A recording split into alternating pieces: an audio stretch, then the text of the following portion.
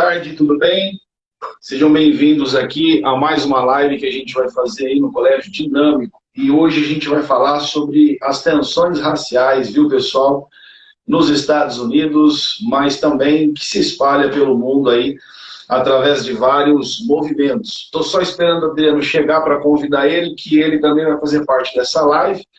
A ideia é a gente tentar fazer um comentário geral aí, né, desses acontecimentos, dos últimos acontecimentos que tem borbulhado no mundo, né, com relação às manifestações contra o racismo que, infelizmente, a gente acaba encontrando nos dias de hoje. Beleza?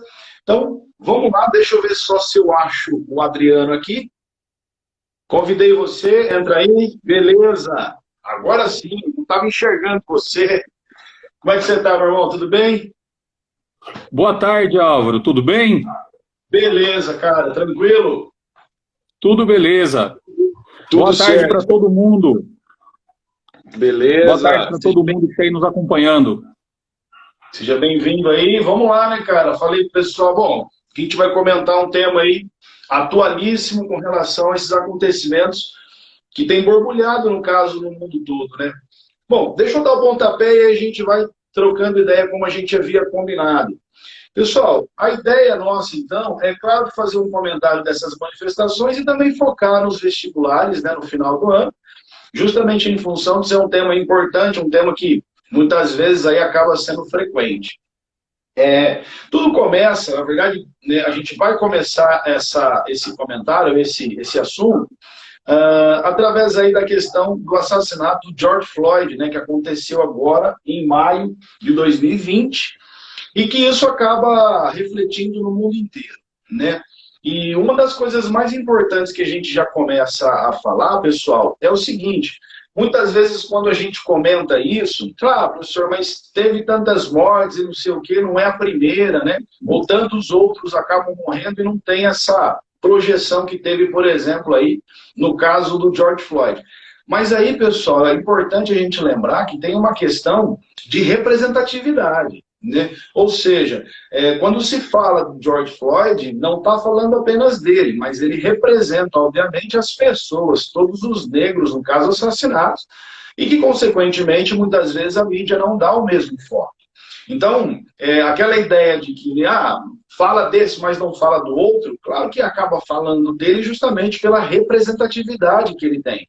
Até por ter sido uma figura, né, um pouco mais envolvida com vários projetos lá nos Estados Unidos, inclusive de músicas, né, no caso aí, lá em Houston, deu origem ao movimento, muitas vezes ali do hip hop, no sentido da fala lá no sul dos Estados Unidos, e o mesmo a gente pode falar aqui da Marielle Franco, fazendo uma comparação, porque quando você tem a morte dela em 2018, lembra que muita gente falava, né, né, quantas pessoas morrem e não se fala. Então, né, agora a Marielle fica passando na TV, fica falando demais, mas, de novo, é a representatividade, né? Ela, na verdade, representa a população negra, a população da periferia que acaba morrendo e que muitas vezes a mídia não vai, claro, que mostrar. Então, a primeira ideia é sempre essa, né? Quando acontecem esses casos, as manifestações, elas são fortes, mas não por conta do George Floyd, no caso, ou por conta da Marielle, né? Seria por conta da representatividade que eles acabam tendo. Então, a morte de um menino de 10, de 15 anos, como tem acontecido às vezes nas favelas do Rio de Janeiro, né? Menino negro da periferia, é representado por ela. Então, essa ideia de representatividade é sempre importante, a gente tem que sempre lembrar disso, né? São momentos em que ali a gente tem uma representação daquelas pessoas que sofrem aquele preconceito, né? E que muitas vezes aí a mídia, ou mesmo a gente nem fica sabendo o que acaba acontecendo de verdade, né? Agora, para eu passar o gancho para o Adriano, esses movimentos, galera, que ganharam proporção aí com relação, né, ao George Floyd, que seria, né, vidas negras importam, né, que é o Black Lives Matter, ou seja, não surgiu agora, surgiu lá em 2012, 13, quando ganha, né, aquela, na verdade, repercussão muito grande com a morte de 2 pessoas, do Martin e depois, em 2014, do Michael Brown.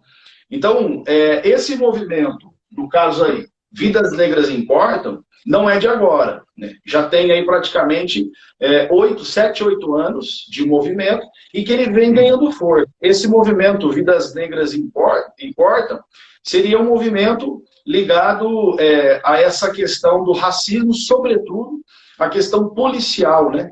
Na violência policial contra os negros, né? De uma maneira um pouco mais exagerada. Então ganha, claro que repercussão mundial, mas não é de agora, um movimento que surgiu lá em 2012 e 13, mas dos mesmos modos do assassinato do Floyd, né? Ou seja, passa, na verdade, aí a ser o que vem acontecendo nos Estados Unidos há muito tempo. Então, esse movimento ele apenas vai explodir esse ano, mas ele ganha, né, uma expressão muito grande, uma notoriedade muito grande, lá em 2013, com o assassinato desses 2 sujeitos aí.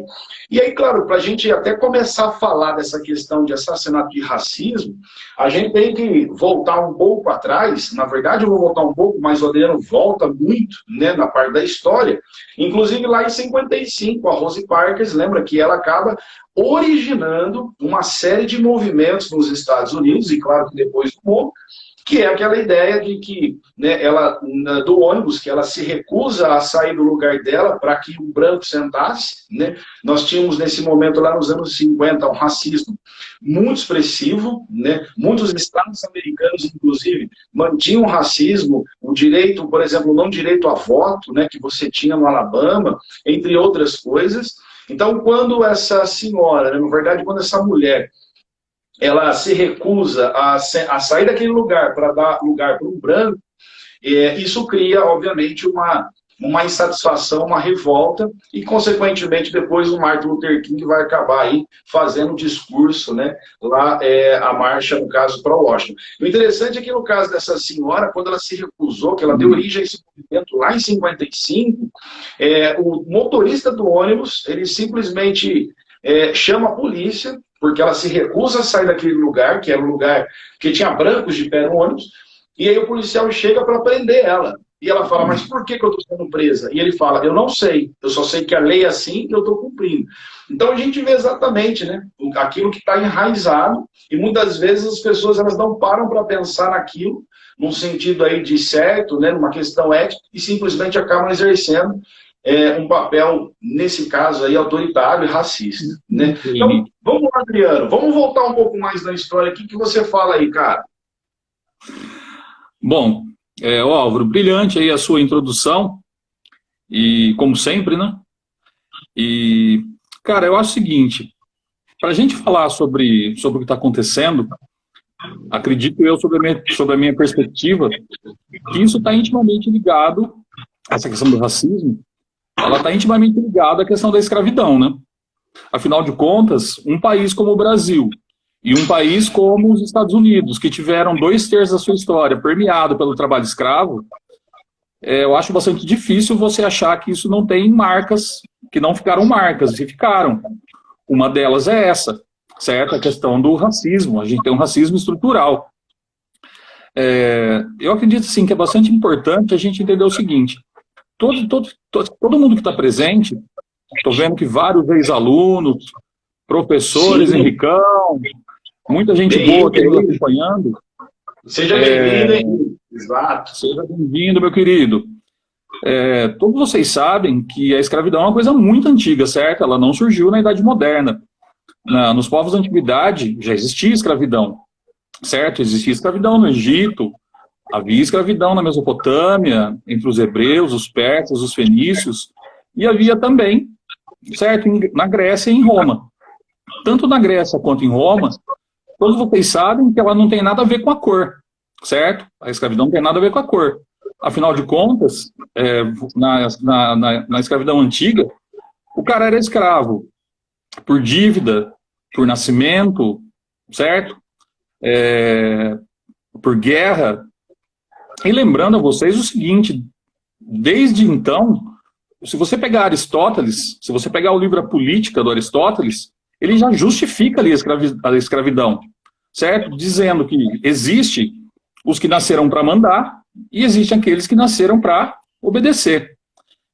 Posteriormente, depois disso, se a gente for pegar aqui a escravidão moderna, e quando eu falo moderna, não é que ela é moderna, certo? A escravidão na Idade Moderna, ou seja, a escravidão que existiu do século XV até o século XIX, lembra que a gente tem uma justificativa religiosa também. Se você pegar muitas correntes aí da teologia, se pegam ali na história do Noé, certo?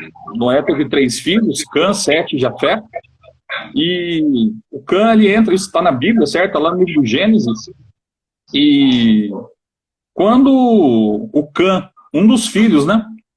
Um dos filhos do Noé, ele entra na barraca do pai e vê o pai inebriado, no dia seguinte, ele sai, o Cã sai ironizando, né? O pai para os irmãos, e na Bíblia fala que eles entram, cobrem o pai, e no dia seguinte o pai amaldiçoa Noé,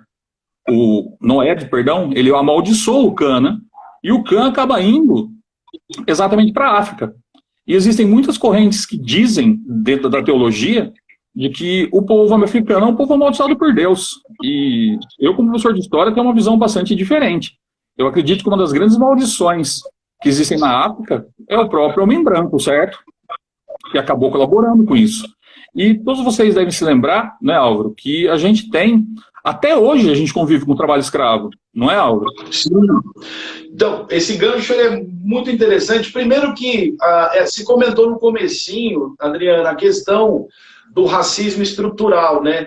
Isso é muito importante porque o Brasil, ele na verdade tem um racismo estrutural muito forte, né? E o que é esse racismo estrutural, né? Não é aquele racismo institucional em que muitas vezes você tinha alguns estados nos Estados Unidos em que tinha algumas leis, né, segregacionistas, ou mesmo a África do Sul com apartheid. Isso é um racismo institucional. Agora, o racismo estrutural, que é o que a gente tem no Brasil, é aquele racismo em que muitas vezes você não tem, por exemplo, uma quantidade de negros, que você tem uma grande parcela da população negra, aliás, se você somar negros e pardos, é a maioria da população brasileira, e você não vê isso, por exemplo, nos cursos de medicina.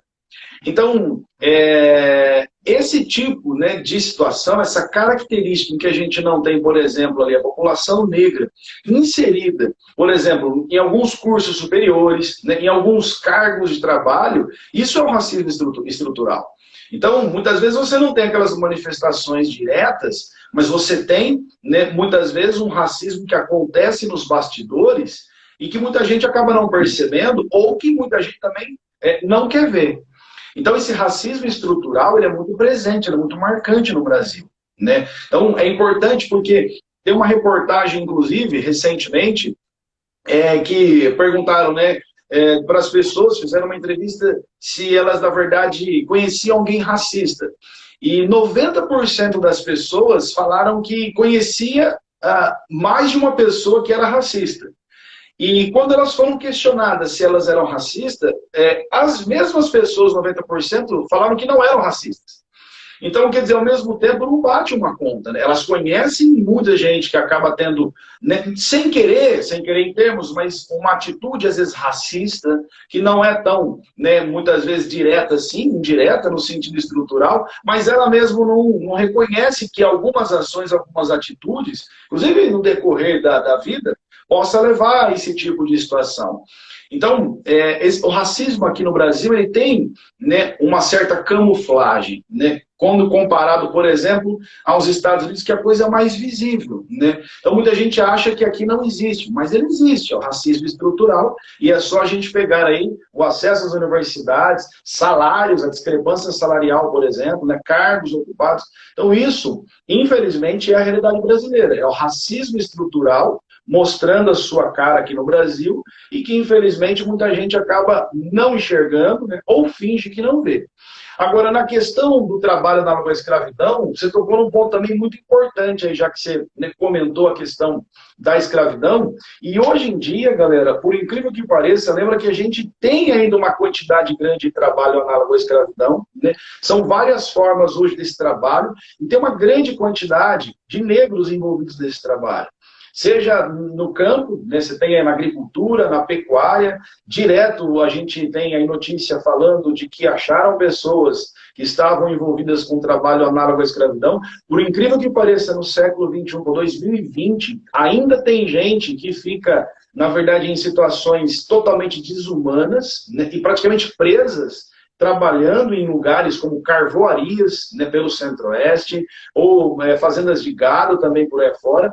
E o mais absurdo ainda é que a gente passa a ter também esse trabalho análogo à escravidão nos dias de hoje, acontecendo nas cidades de São Paulo, né? A Polícia Federal fez, inclusive, uma investigação recentemente, em função, inclusive, dos bolivianos que entravam no Brasil ilegalmente e eram encontrados nas fábricas clandestinas de roupas, né? Que eles trabalhavam de maneira clandestina, e o patrão muitas vezes exercia esse tipo de pressão através da dívida. É uma das características hoje do trabalho análogo à escravidão. Então, a Polícia Federal começa a fazer uma investigação muito grande, né? E aí foi encontrado o trabalho análogo à escravidão, né? Análogo porque não é um trabalho escravo de antes, mas ele tem uma semelhança, né? Sobretudo porque hoje, através de uma dívida, né, em que aquele empregado ele acaba adquirindo junto ao patrão, e enquanto ele não quita essa dívida, ele não consegue, por exemplo, sair dali. Muitas vezes ele tem medo de denunciar, porque ele está ilegal no Brasil, por exemplo, o boliviano. E aí a Polícia Federal começou a investigar, são várias marcas famosas de roupas, inclusive, que compravam roupas dessas fábricas clandestinas com trabalho análogo à escravidão. Mas não só isso, no comércio em São Paulo, cidades do interior aqui foi achado trabalho análogo à escravidão, inclusive no Lollapalooza, né? Foi inclusive em 2000, se não me engano, 18 ou 19, acho que 18, a Polícia Federal lançou uma nota muito importante que na montagem dos palcos, na estrutura do Lollapalooza, foi comprovado o trabalho análogo à escravidão. Então, simplesmente por questão de não ter estrutura, de você não ter nenhum tipo de condição de trabalho, de alimentação, de equipamento de segurança. Então, são vários fatores, galera, que vão determinar isso daí. Pode parecer um absurdo, né? Mas a gente tem uma grande quantidade de gente que acaba se encontrando nessa situação de um trabalho análogo à escravidão, e inclusive porque muitas vezes é a única opção que a pessoa tem, né? Se a gente for pegar salário desse pessoal, por exemplo, os bolivianos na cidade de São Paulo, não chegava a ser meio salário mínimo, né? Meio salário mínimo. Então, é uma condição totalmente degradante e que, infelizmente, não era para acontecer, mas a gente tem aí a prova, né, da própria Polícia Federal e outros órgãos do Ministério Público, inclusive aqui do Estado, divulgando e penalizando aí, né, as empresas responsáveis, ou seja, as pessoas responsáveis por esse tipo de tratamento. Então, só para fazer um gancho aí na questão da escravidão que você comentou, como é antigo, mas ao mesmo tempo muito atual, né? A gente vê no dia a dia aqui do Brasil. Sim, e Álvaro, você estava falando a respeito disso, né? Que algumas pessoas negam, né? Que são racistas. Isso aí me lembrou, sabe o que, Álvaro? A questão da inveja. Se você pegar os 7 pecados capitais, Álvaro, por exemplo, você pega a gula. Então, digamos, Álvaro, que a gente está lá fazendo um churrasco, e aí eu falo, louco, Álvaro, mas como você come? E aí você não tem nenhum problema em falar o quê? Não, eu como mesmo. Ou se você pegar uma outra pessoa que tem muita raiva, e você falou, louco, mas por que tanta raiva? A pessoa fala, não, eu bato mesmo, eu soco, eu arrebento. Ou seja, grande parte dos pecados capitais, para não ficar me estendendo, as pessoas admitem. Mas você pode perceber que a inveja, ninguém admite, cara. Ninguém admite a inveja. Todo mundo fala assim, as pessoas me invejam.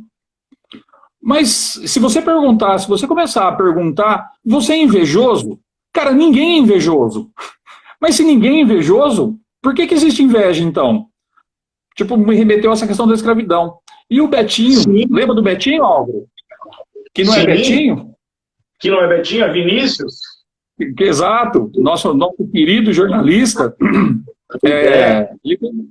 ele fez uma pergunta aqui interessante, dizendo o seguinte, qual uma das maneiras para se combater o racismo? Eu acredito de que, fazendo isso aqui que a gente está fazendo agora, discutindo, não dá para jogar para debaixo do tapete e fingir que simplesmente não acontece. Toda vez que chega o Dia da Consciência Negra, as pessoas as pessoas acabam mandando pelo WhatsApp uma foto, né, ai, Deus, eu esqueci o nome. Para mim, um dos maiores atores negros que existem. Agora me fugiu o nome dele. O Morgan Freeman. Morgan Freeman. Dizendo que não é para se discutir. E é sim para se discutir. Porque é discutindo que a gente pode tentar, daqui a algumas gerações, acabar com isso. E não simplesmente você fazer de conta que aquilo não existe. Não, vamos varrer para debaixo do tapete. E um dos culpados, Álvaro, disso aqui no Brasil, um dos culpados de que no Brasil não existe racismo, está lá no Casa Grande Senzala, lá no Gilberto Freire, dizendo que foi muito bom, e falando de senhores escravos benevolentes. E isso não é verdadeiro. E essa questão da escravidão ela é tão importante, mas tão importante, que ela acabou gerando, um dos motivos para a Guerra da Secessão, foi exatamente essa questão da escravidão, de tão importante. Não é o único motivo, certo? Afinal de contas, lembra de que o Norte, eram as antigas colônias, né? As antigas colônias lá do Norte, elas usavam o trabalho livre. Mas algumas pessoas esquecem de que no Norte eles ganharam muito dinheiro fazendo o tráfico, lá o comércio triangular, certo? O Norte ganhou muito dinheiro. Mas uma das questões que também acabou colaborando, além da escravidão, certo? Isso é importante, isso é cobrado em provas, isso é cobrado em vestibulares, é a questão de que o Norte estava começando a se industrializar, né, Álvaro? E eles queriam adotar uma política protecionista, diferente do Sul, que adotava uma política liberal na questão econômica, certo?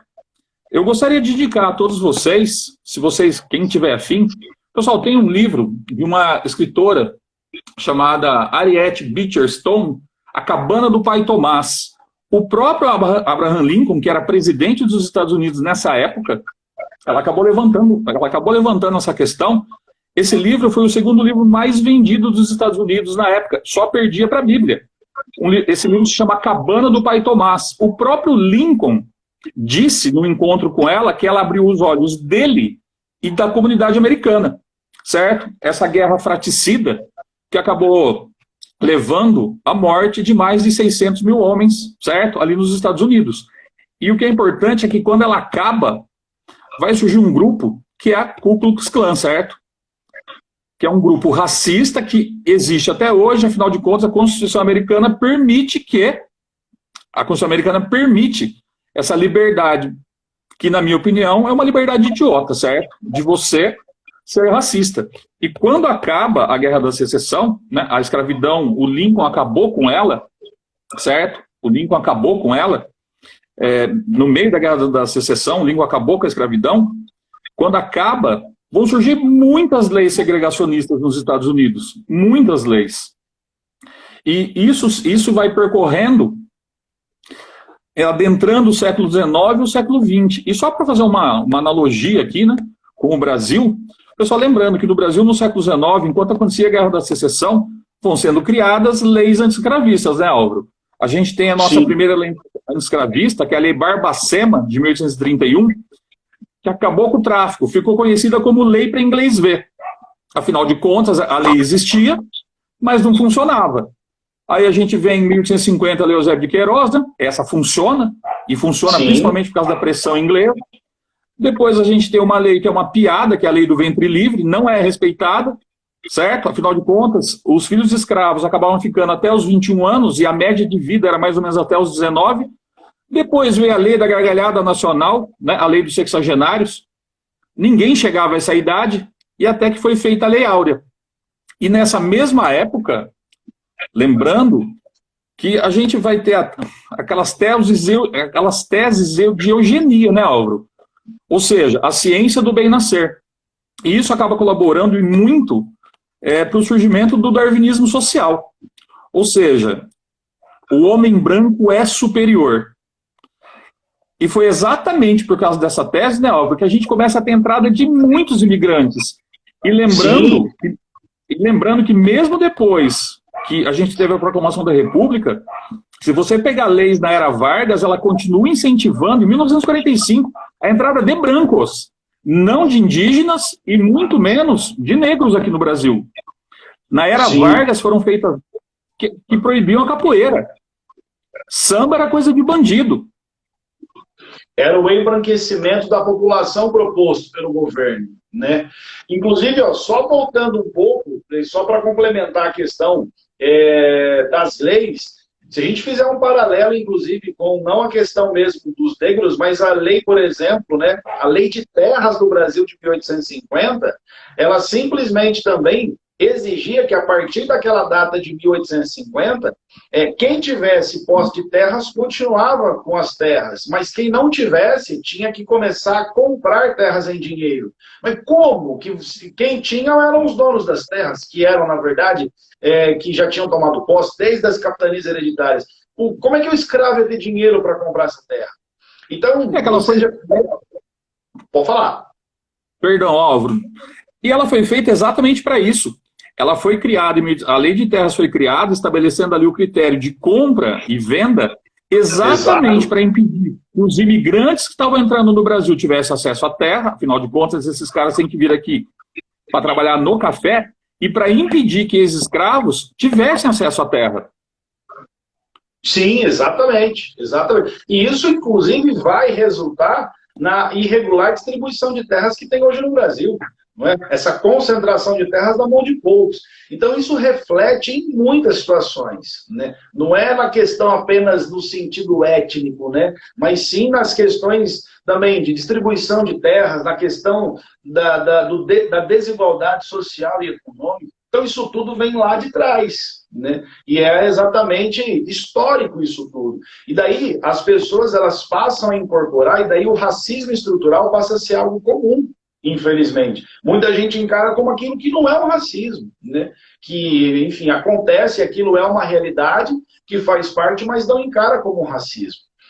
E no caso dos Estados Unidos, inclusive, galera, o gancho aí que a gente pega para seguir adiante, a gente tem a Rosa Parks em 55 dando origem a esse movimento, em que, na verdade, ali ela provoca aquela confusão, ela se recusa a mudar de lugar. Isso vai desencadear, como a gente comentou, manifestações pelos Estados Unidos, e entra o Martin Luther King com relação ao discurso de 63, I have a dream, eu tenho um sonho, que muito bacana aí, dá para ler, inclusive, na internet todo o discurso, e que isso vai, claro, que ganhar uma proporção muito grande.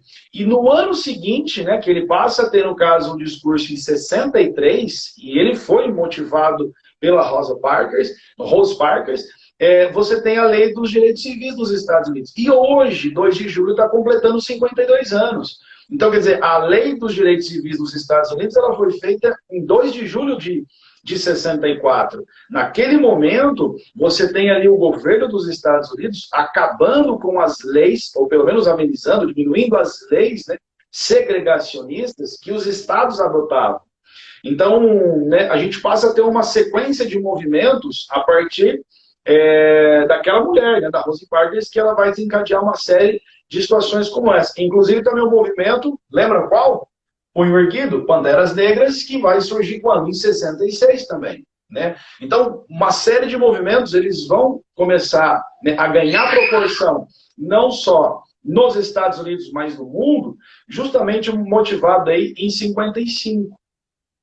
O Pantera Negra, inclusive, teve o movimento das Olimpíadas, lembra? Que teve medalha de ouro em 68 no México, se não me engano, e que teve o medalhista do atletismo fazendo o gesto, e até hoje esse gesto ele continua sendo utilizado, no sentido, inclusive, de ser contrário a esse tipo de racismo, esse tipo de ação que, infelizmente, acaba acontecendo aí no Brasil e no mundo como um todo.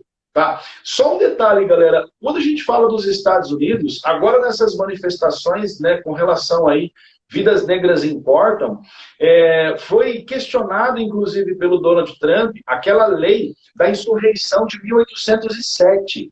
Lembra que essa lei da insurreição, ela, na verdade, dá poder ao presidente no sentido de utilizar as Forças Armadas quando ele acha que a situação ali de manifestações ela começa a fugir do controle.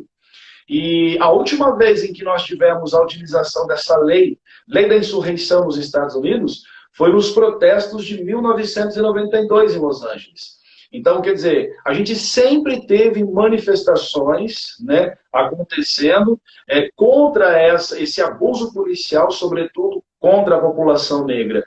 Então, quer dizer, o que acontece agora, né, em 2020, não é novo, infelizmente sempre aconteceu, e nos leva a fazer um paralelo com 92 no Los Angeles, que lá teve que utilizar essa lei da insurreição justamente pela questão das manifestações terem extrapolado. E cuidado, viu, galera, porque às vezes você passa a ter, muitas vezes, algumas pessoas, na verdade, alguns delinquentes, que utilizam as manifestações para fazer, para saquear a loja, para destruir isso, aquilo. A gente não pode tomar o movimento em função dessas pessoas. São pessoas que são delinquentes, né, que promovem ações ilegais, e que elas não podem ser associadas a um movimento idôneo que está lutando simplesmente por uma igualdade. Né? Então, tá vendo lá, é um bando de bandidos. Não, não é assim. Você tem que separar as coisas. Né? Até porque, como foi mostrado na questão do Floyd, você tinha muitas vezes lá a minoria praticando esse tipo de ação, né? Ação de fazer saque em loja, destruir isso, aquilo, e isso não pode generalizar, fugir do radicalismo. Né? A gente não pode queimar um movimento simplesmente por pessoas que não têm bom senso, que acabam se aproveitando desse movimento. E aí o Trump agora chegou a cogitar, né, de praticar aí a lei da insurreição, justamente como em 92. Porque em 92 a situação ficou, né, muito fora de controle, que foi um espancamento, os policiais espancaram um caminhoneiro negro, e isso motivou uma onda de violência, né, no caso lá em Los Angeles, por 6 dias, e aí sim a situação ficou fora de controle e houve a lei da insurreição. Mas a gente tem que sempre separar. Né? Não pode falar que esse tipo de movimento é um movimento que está destruindo tudo. Não, não é. São pessoas, né, que não tem nada a ver com o movimento e que vão queimar o movimento. Então, a gente tem que saber separar certinho. Né? Diga aí, senhor Adriano. Ô Álvaro, eu gostaria de saber o seguinte, das pessoas que estão nos assistindo. Eu fui te ouvindo falar agora e foi robotizando a sua voz. E eu queria saber se só robotizou para mim ou se isso está acontecendo para todo mundo. Porque você foi falando, Álvaro, na verdade, eu não consegui entender o que você falou, porque foi robotizando a sua voz. Isso está acontecendo ou aconteceu só comigo só? Você está me escutando, claro ou não? Tô. Tem hora que dá uma travada, mas escuta sim. Bom, escuto. Olha... Tá joia. Ó, o que eu gostaria de falar é o seguinte, eu queria voltar um pouco, porque eu acredito que essa questão ela é bastante importante. Pessoal, no final do século XIX, como eu estava falando, né, o Herbert Spencer, que é um sociólogo, um filósofo, ele criou essa lei do darwinismo social, né? Ou seja, ele compara ali a Ásia, a África e a Europa, e ele chega à brilhante conclusão, né, de que o homem branco era superior, ele estava num estágio muito mais avançado de evolução. E foi exatamente isso, né, Álvaro, que acabou embasando, que acabou justificando a entrada dos europeus ali dentro da África e da Ásia, né? Lembra que a quantidade de problemas que existem no continente africano causado exatamente por isso. Ou seja, pela entrada, pela divisão, né, a Conferência de Berlim, que acabou dividindo ao bel prazer ali, a África. Exatamente. Países artificiais, né? Aquelas fronteiras artificiais. Sim, e se você olhar a quantidade de problemas que houve ali na África, depois do processo de descolonização, isso quem causou não foi o negro. Isso quem causou foi exatamente essas barreiras criadas pelo homem branco. E lembrando que essa teoria do darwinismo social, ela entra de maneira pesada, e essa questão da eugenia também, né? Ou seja, a ciência do bem-nascer nos Estados Unidos, e isso acaba tendo uma influência enorme no próprio Hitler, na questão do arianismo, né, Álvaro? Sim, sim. Pessoal, outra coisa que é importante salientar é o seguinte, que esse karma... Pode falar, Álvaro. Ia comentar só a questão de África, que se comentou desde o Congresso de Berlim. Olha que absurdo se a gente for comparar, por exemplo, na questão do racismo no continente africano, o apartheid, né, que a gente tem lá desde meados do século XX, na verdade de 48, e que vai acabar só agora em 1990. Se a gente parar para pensar que a década de 80 ainda existia um racismo institucional na África do Sul, um racismo em que as leis do governo eram leis racistas.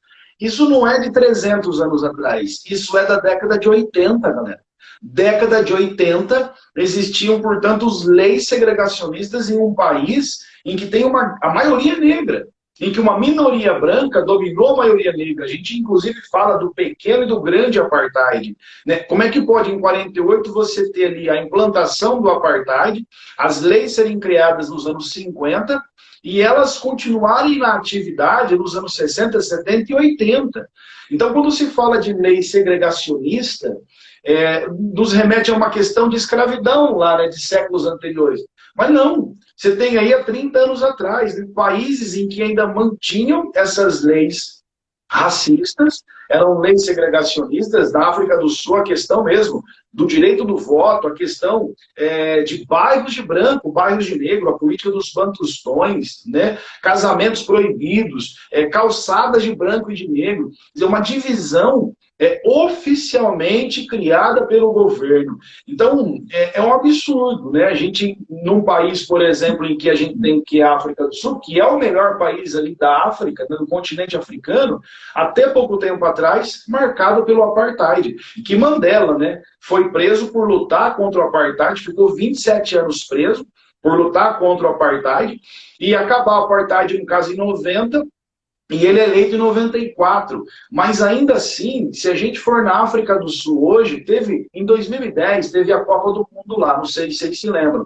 E teve uma reportagem, é interessante utilizar muitas vezes, galera, os eventos esportivos no mundo, porque ali muitas vezes naquele momento em que os atletas ou mesmo, né, os próprios turistas, eles conseguem mostrar e exaltar algum tipo de racismo, qualquer outro tipo de preconceito que existe, né? A gente vê o movimento dos Panteras Negras nas Olimpíadas do México, e naquela ocasião, em 2010, nós tivemos, inclusive, uma repórter. A África do Sul é um país muito bonito, né? Inclusive no sentido de natureza. E tem um passeio de trem que você faz lá, e a repórter ela entra nesse trem e ela começa a entrevistar as pessoas. E tinha ali uma quantidade grande de gente. Então, em um dos lugares, tinha mais ou menos uns 30 casais brancos e um casal negro. Isso em 2010. E aí, de repente, ela fala, né, mas por que essa discrepância? Aí o rapaz, né, que é negro, ele fala assim, pois é, e ainda falam que o apartheid acabou.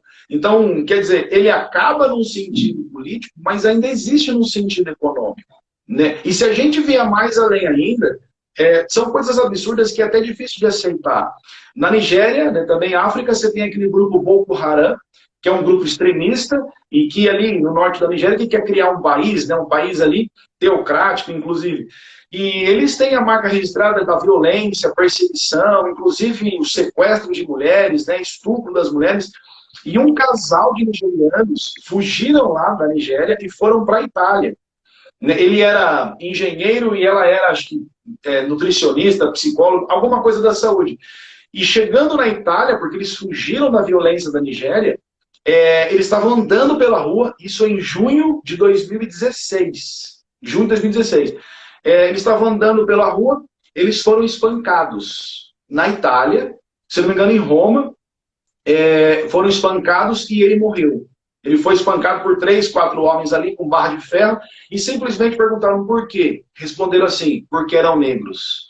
E o amigo deles falaram assim, olha que absurdo, eles fugiram da África, da Nigéria, com medo da violência, né, que está atingindo o Boko Haram, e vieram ser mortos pelo racismo na Itália, em um país europeu. Então, galera, muitas vezes está do lado, né? Ainda existe. 2016 foi ontem, praticamente. Eu não lembro se era 15 ou 16, mas independente, foi ontem. Então, consequentemente, as coisas elas acontecem. Então, existe um racismo, sim. Inclusive, na própria Europa, a questão dos refugiados intensifica esse ódio, né? Essa xenofobia, e que só causa mais xenofobia. E que só causa mais violência. A violência só gera violência. Mas eu te cortei aquela hora, foi só para fazer esse parênteses. Manda bala aí, cara. Então, essa questão, essa questão do darwinismo social, né, como eu estava dizendo, ela foi importante porque ela acabou, né, influenciando a continuidade dessa prática durante o século XX. Pessoal, lembre de uma coisa, o Henrique até perguntou isso aqui, essas leis, né, que foram criadas nos Estados Unidos, as leis de Jim Crow, elas foram várias leis que foram criadas ali no sul, né, dos Estados Unidos, com leis segregacionistas. E a coisa foi se mantendo. E na Europa, eu gostaria de, se vocês quiserem, façam uma pesquisa depois. Pessoal, na Europa, em várias cidades, tipo na Inglaterra, em outros países ali, né, França, pessoal, nos Estados Unidos, na Alemanha, pessoal, existiam zoológicos humanos. Pessoal, existiam famílias africanas que ficavam trancadas dentro de um zoológico. Isso foi até 1958. Pessoal, a gente não está falando de 1458. A gente está falando de 1958. Ou seja, pessoal, para a história isso é nada. São só 60 anos só que se passaram. Isso foi proibido, essa prática, em 1958. Se vocês tiverem curiosidade, procura na internet. Dá uma googada lá. Procura lá, zoológico humano, para vocês verem o horror que isso foi. Você vê as imagens, não tem como você não ficar enojado com aquilo ali. Certo? E, Álvaro, aproveitando que você estava falando do Mandela, você estava falando do Apartheid, o próprio Martin Luther King, ele acabou se influenciando e muito pelo Mandela, pela questão pelo princípio da não violência, que também foi pregado pelo Gandhi, né? E da questão da desobediência civil. E ele acabou sendo vítima de ódio, certo? Ele acabou sendo morto, né, em 68, vítima de ódio. Pessoal, e junto com ele, é importante lembrar também do Malcolm X, certo? Eu não sei se vocês que estão nos vendo sabem, eu costumo comentar isso em sala de aula. Eu não sou grande conhecedor do mundo Marvel, né? Mas grande parte, né? Se você for pegar os X-Men, por exemplo, pessoal, os X-Men foram criados pelo Stan Lee. Stan Lee, para mim, é um gênio. Ele criou os X-Men exatamente, pessoal, uma semana depois do famoso discurso que o Álvaro falou.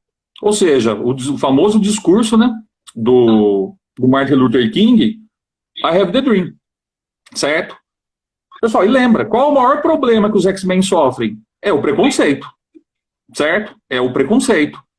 E ele acabou criando os X-Men e ele se baseou em ambos. Ele se baseou tanto no Martin Luther King quanto no Malcolm X. Se você pegar, por exemplo, vocês que conhecem, né, as histórias da Marvel. Se você pegar, por exemplo, o Dr. Xavier.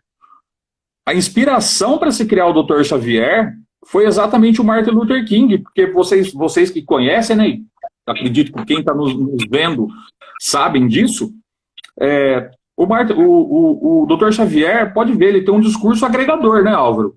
De querer unir mutantes, né? Mutantes e humanos. Exatamente o que queria o Martin Luther King. Se vocês buscarem aí, como o Álvaro falou, né? Porque tem na internet. Se você buscar o discurso, né, o I Have the Dream, ele fala que ele gostaria de ver as pessoas, os filhos de escravos, os filhos de ex-escravos, com os filhos de ex-senhores convivendo juntos e convivendo em paz. E se você for pegar o Malcolm X, certo? Que se tornou islâmico, né? Ele já tinha um discurso de violência já. E se você for pegar no mundo Marvel, quem é assim é exatamente o Magneto. O Magneto tem isso. O Magneto, para quem conhece o mundo Marvel, sabe. Qual é o discurso dele, né, Álvaro? Não é de querer matar os seres humanos? De querer montar um mundo só de mutantes? É por isso que eu acho a genialidade do Stan Lee nesse ponto. E por sinal, já que eu estou falando, né, do mundo Marvel, eu sei que o assunto não é esse, mas só para pegar um gancho, pessoal, o mundo Marvel, todo ele foi criado ali no contexto da Guerra Fria, né, Álvaro? Se você pegar dentro da Guerra Fria. Pessoal, grande parte dos personagens Marvel tem a ver com isso, com a questão da Guerra Fria. Só para fazer esse ganchinho, se você pegar, por exemplo, o Hulk, ele tem a ver com radiação. Homem-Aranha tem a ver com radiação. Se você pegar, apesar de não ser Marvel, ser DC, se você pegar lá o Watchmen, o Doutor Fantástico, tem a ver com isso, certo? Se você pegar o Quarteto Fantástico, Dr. Manhattan, desculpa, se você pegar o Quarteto Fantástico, tem a ver ali com a guerra espacial. Pessoal, ou seja, para mim o Stan Lee, ele foi um cara muito, muito genial de conseguir pegar isso que estava acontecendo na sociedade e levar para a história em quadrinho, né, Álvaro? Sim, exatamente. Porque ele joga para lá o que acontece, né, infelizmente aqui, mas num sentido exatamente de uma metáfora, né? Na verdade, de uma comparação, no caso dos mutantes, mas o professor Xavier, ele é um agregador, né? Como a gente havia comentado. Ele é o Mandela, na verdade, do X-Men, né? Quer dizer, o que o Nelson Mandela fazia, né, aqui na questão da África do Sul, de agregar, o professor Xavier faz na questão do X-Men, né? E é exatamente essa a ideia. Por isso que é admirável, né? Sim, tanto é, como eu disse agora há pouco, isso você tem em livro, isso você tem escrito. Isso você tem o próprio Martin Luther King dizendo da importância do Mandela na vida dele. Nessa busca por direitos. Pessoal, e outra coisa, para a gente voltar aqui para falar do Brasil, pessoal, lembra que nosso país, certo? Com toda essa mistura que o Brasil pessoal, foi só na nossa Constituição, né, de 3 de outubro de 1988, eu gosto sempre de lembrar, né, a célebre frase do Dr. Ulisses Guimarães: traidor da pátria é traidor da Constituição. E, pessoal, foi só ali que foi criada uma lei de racismo. Pensa, num país que conviveu... sim, se você for pegar que a nossa Constituição, ela tem 32 anos apenas, ela vai fazer 32 anos... Pessoal, existiam leis anteriores, né, mas que tipificavam a questão do racismo, e quem criou essa lei foi o Afonso Arinos, como contravenção. Nunca ninguém foi preso. Nunca ninguém foi preso por isso. Ou seja, a gente continua vivendo, né, existe a lei, mas a gente continua vivendo com todos esses absurdos. E eu, pegando de novo o gancho lá da pergunta do Bonfa, né, do Bonfim, eu acredito que a gente só vai conseguir acabar com esse tipo de atitude, ou seja, discutindo, conversando, para a gente conseguir se libertar. E outra, eu sempre me pergunto, né, Rodrigo, na sala de aula, mas o que a gente faz para ser antirracista? O que precisa para ser antirracista? E eu tenho uma resposta muito simples, Álvaro. É só você ser humano. Porque existe uma diferença entre ser humano e ser um humano.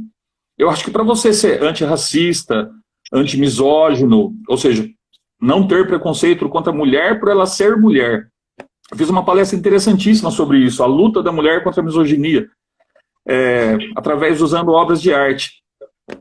Você não ser contra gay, você só precisa ser humano só. É uma questão básica de respeito. Exatamente. E hoje... Verdade do próximo. Você não concorda, Álvaro? Então, exatamente. É o que muitas vezes, cortou um pouco, eu não te ouvi, mas é o que está faltando hoje. Na verdade, um pouco mais de humanismo, né, nas pessoas. E claro que é uma questão de respeito, porque a questão da diversidade, ela existe, seja ela étnica, seja ela religiosa, seja ela qualquer uma. O respeito é a coisa mais importante que se tem que ter. Então, quer dizer, acho que o que a gente pode fazer é, obviamente, partir da gente, do entendimento disso, né, de aceitar essa diversidade, respeitar essa diversidade, de qualquer ponto de vista, e, obviamente, defender essa bandeira, né? Ou seja, do nosso meio, no nosso cotidiano, a gente não tem que ir muito longe para, na verdade, criticar ou acusar. Nós temos do nosso lado, infelizmente, alguns exemplos, né? Nesse tipo, por exemplo, de preconceito, de qualquer magnitude, de qualquer esfera. Então, acho que se a gente olhar para o nosso lado, respondendo o Betinho, inclusive, olhar para o nosso lado e a gente, né, ver como que as coisas são, a gente consegue, se cada um, né, olhar para o seu lado e começar a enxergar, ou começar a fazer uma reflexão mesmo, né, do cotidiano, do meio em que a gente vive, a gente vai começar a perceber uma série de ações que são ações que muitas vezes é contra o que a gente pensa. Então, eu acho que alterando o nosso meio, né, tentando influenciar o nosso meio nesse aspecto de um respeito, né, respeito acima de tudo, começa por aí. E a partir daí você passa a ter claro que é uma reação em cadeia, né? Então, eu acho que é uma luta, galera, que ela é muito antiga e ela tem que continuar acontecendo. Mas eu acho que a gente, nesse bate-papo, não só aqui, mas nas lives, que hoje live é algo, né, comum, mas na sala de aula, isso não pode apagar, isso tem que sempre estar na ativa. E essas manifestações que acontecem em Vidas Negras Importam, por exemplo, é exatamente isso. A gente utiliza isso justamente nesse aspecto de levantar que não é só lá, que aqui também acontece. Então não adianta a gente também olhar só para lá, entendeu? E julgar aquele caso, e julgar aquele país. Nós estamos num país em que tem um racismo estrutural, e que acontece aqui. Então eu acho que se cada um começar a refletir nesse sentido e olhar o meio em que a gente, né, está inserido, eu acho que dá para a gente começar o trabalho, né, contínuo, mas tem que ser feito, galera. Tem que ser feito, porque é só assim que a gente vai conseguir acabar com esse racismo estrutural, ou mesmo com essa falta de respeito, né, o preconceito que acaba atingindo várias classes sociais, né, uma diversidade religiosa, em que no Brasil muitas vezes não tem muito, mas se você muda fora tem, né, uma quantidade enorme. Então, eu acho que é mais ou menos por aí, né? Não precisa grandes passos. Eu acho que a gente, com pequenos passos do nosso lado, a coisa vai ficando cada vez mais sólida. Só complementando um negocinho, na verdade é uma dica, inclusive, galera, a gente comentou, o Adriano comentou na questão dos Estados Unidos, nas organizações, tem um filme chamado Mississippi, inclusive, fala exatamente, né, Adriano? Não sei se você já assistiu, imagino que sim. Sim. Muito bom, por sinal, para assistir. Tem também do próprio Mandela, Invictus. Lembra que ele também faz aí a relação de agregador, né? Na verdade, lá quando ele vira presidente da África do Sul. Então são dicas, assim, são filmes bem bacanas, galera, que vale a pena. E um livro que é muito importante, eu acho que todo mundo devia ler esse livro, porque ele fala da nossa formação, da nossa, que eu falo, brasileira, que é o Povo Brasileiro, da Darcy Ribeiro. Eu acho que todo cidadão brasileiro tinha que ler, porque ele vai falar exatamente da nossa formação, né? E a gente muitas vezes não enxerga um racismo porque o nosso povo é muito miscigenado, né? A marca do povo brasileiro é uma miscigenação nesse sentido, né? Das misturas de etnias. Então a gente encara aquilo como que faz parte, e por isso que o racismo estrutural acaba sendo enraizado. Mas vale muito a leitura. Eu acho que vale para a gente entender, inclusive, quem a gente é. Fala, eu gostaria de perguntar que você falou no Darcy Ribeiro, né? Também é Ribeiro, mas não é o Darcy, que é Djamila Ribeiro, que é filósofa, né? Deu uma entrevista na BBC esses dias. Sim, ela tem vários livros, né? E tem um livro dela que eu achei muito bacana. Tem um livro chamado Lugar de Fala. Ela tem um outro livro chamado Pequeno Manual Antirracista. Pessoal, ou seja, o negócio é se informar. O negócio é ler. E não você ir repetindo o que as pessoas vão falando sem nenhum tipo de crítica, sem nenhum tipo de raciocínio. Isso colabora bastante, pessoal, é estudar. Não se faz conhecimento sem leitura, certo? É muito importante. E, Álvaro, sabe o que eu estou reparando aqui, meu amigo? Que nós estamos já há 58 minutos nesse bate-papo. Parece que a gente, pelo menos para mim, parece que a gente começou agora há pouco. Mas não tenha dúvida, esse é o grande problema da live. Na hora que você percebe, já está acabando, porque ela tem só 1 hora. E a nossa ideia é comentar meia hora, 40 minutos e abrir para as perguntas. Mas, a gente comentou, né? Se a gente fizesse uma live de umas 3, 4 horas, a gente ia embora. Ô, pessoal, quando vocês estão assistindo, quando eu e o Álvaro, a gente se reuniu, né, para a gente discutir sobre isso, Eu falei para ele, falei, Álvaro, a gente precisa de umas 4 horas para começar a discutir.